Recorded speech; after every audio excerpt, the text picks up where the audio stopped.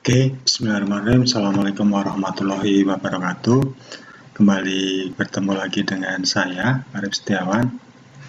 Kali ini kita akan membahas salah satu bidang ilmu dari kecerdasan buatan, yaitu backpropagation. Apa itu backpropagation? Backpropagation adalah salah satu metode pelatihan terawasi pada jaringan saraf, di mana ciri dari metode ini adalah meminimalkan error pada output yang dihasilkan oleh jaringan. Dalam metode backpropagation biasanya digunakan jaringan multilayer.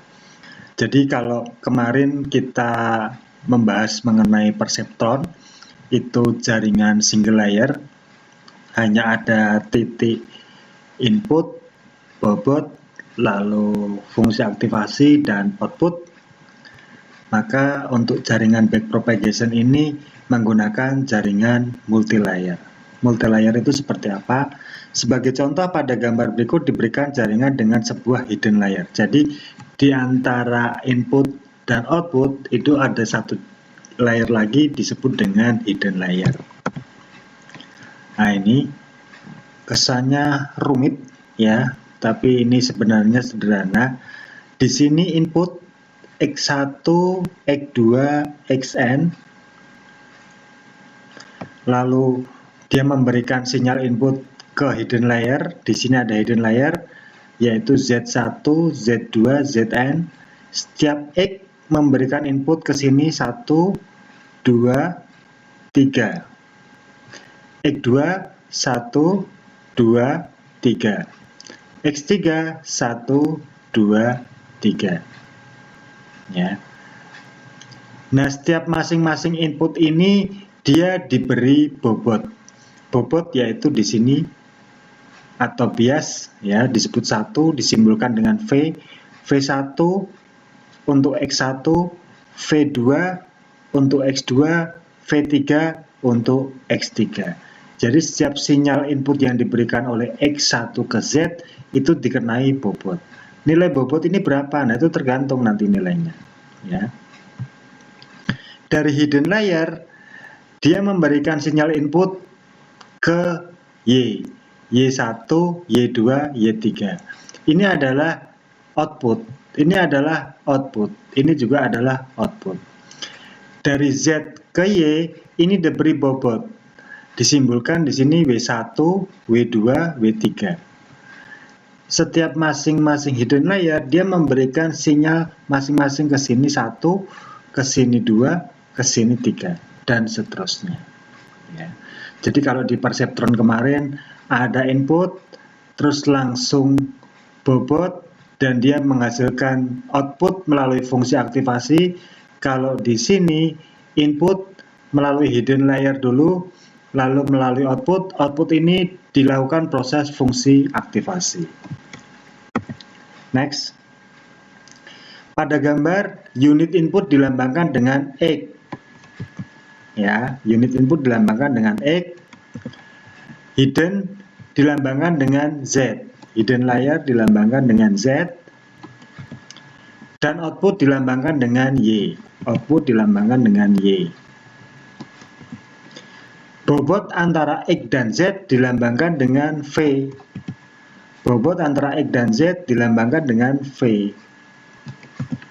Bobot antara Z dan Y dilambangkan dengan W.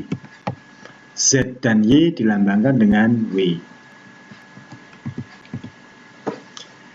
Pada intinya, pelatihan dengan metode backpropagation terdiri dari 3 langkah, yaitu data dimasukkan ke input, feed forward, perhitungan dan propagasi balik dari error yang bersangkutan, pembaruan, bobot, dan bias. Jadi stepnya data masuk ke input, lalu proses perhitungan melalui hidden layer. Jika terjadi error, maka terjadi pembaruan bobot di sini. Saat umpan maju, feed forward, setiap unit X akan menerima sinyal input dan akan menyebar sinyal tersebut pada tiap hidden unit Z. Setiap umpan maju feed forward, setiap unit input X akan menerima sinyal input. Ya.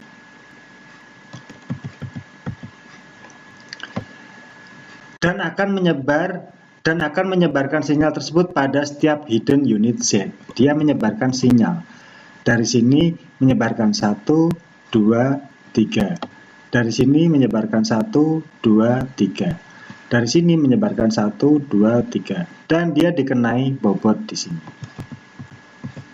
Setiap hidden unit kemudian akan menghitung aktivasinya dan mengirim sinyal Z ke tiap unit output. Jadi setiap hidden layer di sini akan menghitung fungsi aktivasinya dan akan mengirim sinyal output ke Y 1, 2, 3 dan seterusnya. Kemudian setiap unit output Y juga akan menghitung aktivasinya untuk menghasilkan respon terhadap input yang diberikan jaringan. Di sini dia juga menghitung fungsi aktivasi.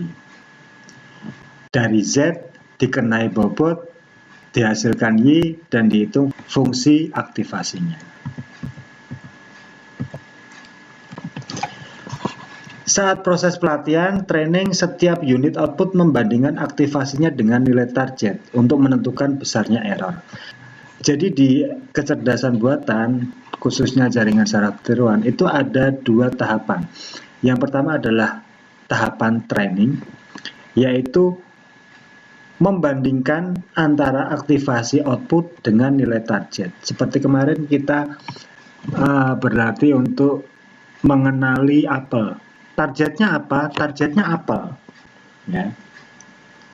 Nah, kita mentraining ini kita memasukkan nilai metrik ya yang targetnya nanti sama dengan apel. Training bisa sekali, bisa 2 kali, bisa 3 kali dan seterusnya, bahkan sampai ribuan kali. Semakin banyak trainingnya, semakin komputer dikatakan sebagai sistem cerdas. Berdasarkan error ini dihitung faktor delta. Berdasarkan error ini dihitung faktor delta, di mana faktor ini digunakan untuk mendistribusi error dari output kembali ke layer sebelumnya. Ya.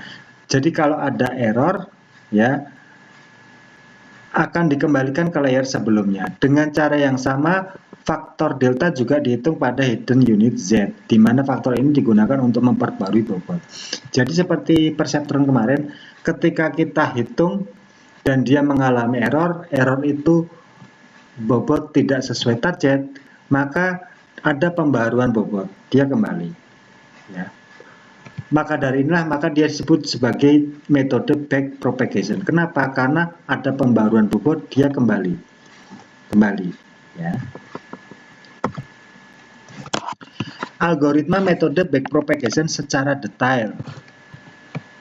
Step 0. Inisialisasi bobot dan bias. Baik bobot maupun bias dapat diset dengan sembarang angka atau acak dan biasanya angka di sekitar 0 dan 1 atau min 1. Ya. Jadi bias, nah di sini ini ditentukan secara acak, bisa rentang 0, 1 atau min 1 untuk mempermudah perhitungan. Step 1. Jika stopping condition masih belum terpenuhi, jalankan step 2 sampai dengan 9. Jadi di sini ada stopping condition. Step 2. Untuk setiap data training, lakukan step 3 sampai 8. Kita lihat step 3. Umpan maju, feed forward. Step 3. Setiap unit input, X1, X2, X3, dan seterusnya, menerima sinyal input dan menyebarkan sinyal tersebut pada seluruh unit pada hidden layer. Nah, tadi udah dibahas. Perlu diketahui bahwa input X yang dipakai di sini adalah input training data yang sudah diskalakan. Ya, jadi ini untuk data training. Input X yang dipakai di sini adalah input data training yang sudah diskalakan berbentuk metrik. Step 4. Setiap hidden unit Z akan menjumlahkan sinyal-sinyal input yang sudah terbobot termasuk biasnya.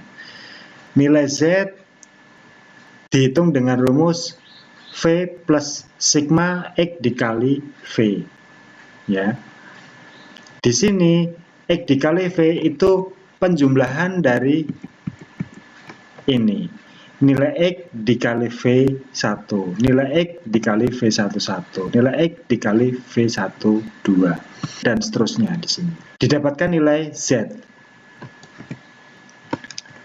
dan memakai fungsi aktivasi yang telah ditentukan untuk menghitung sinyal output dari hidden unit yang bersangkutan. Fungsi aktivasi dari Z sama dengan F dalam kurung Zin. Lalu mengirim sinyal output ini ke seluruh unit pada unit output. Jadi hasil dari fungsi aktivasi dikirim lagi ke fungsi output Y. Oke, sekian dulu kuliah hari ini. Semoga bermanfaat. Kalau ada pertanyaan silahkan komen di bawah. Untuk absensi online pertemuan ke berapa ini? Ke-11 ya. Pertemuan ke-11 silahkan Anda absen online di bawah. Stay safe. Di rumah aja, nggak usah kemana-mana. Kalau terpaksa keluar, pakai masker. Tetap jaga jarak. Jaga kesehatan Anda, jaga kesehatan keluarga. Mari kita sama-sama membantu pemerintah untuk memutus rantai sebaran COVID-19. Sekian kuliah dari saya. Terima kasih. Billahi taufik wal hidayah. Wassalamualaikum warahmatullahi wabarakatuh.